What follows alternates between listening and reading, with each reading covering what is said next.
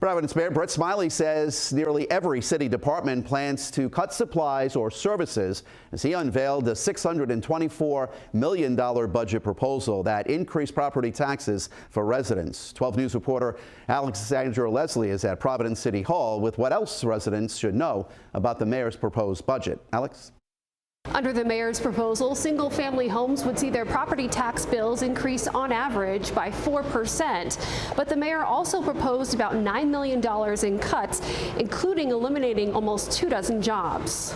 Like many household budgets, this year's city budget was exceptionally difficult to manage. Mayor Brett Smiley says that's a result of last year's $15 million settlement with the Rhode Island Department of Education. It addressed years of underfunding Providence public schools, which have been under state control since 2019.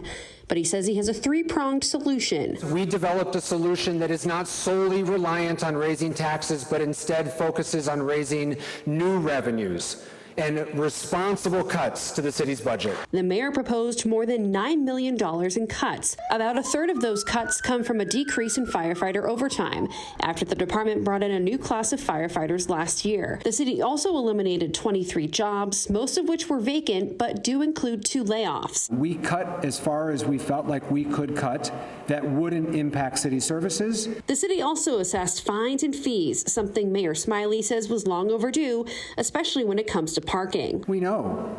I have friends that said, I'll just get a ticket instead of pay $30 in the lot. That's a fee that hasn't kept pace with the times. Residents that own or occupy a single-family home will see their average tax bill increase by 4%. In other words, an extra $13 a month or $156 a year on your tax bill. The mayor says the budget does assume that the levy, or the total amount of collected tax revenue, will increase by 7.5%. That's much higher than the state's usual 4% cap on annual increases and needs support from the General Assembly, where some Providence lawmakers have expressed concern.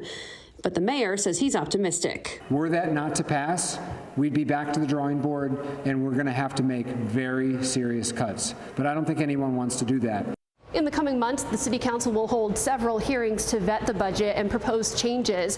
The City Council needs to pass the budget twice before it heads back to Mayor Smiley's desk for his signature. Reporting in Providence, Alexandra Leslie, 12 News.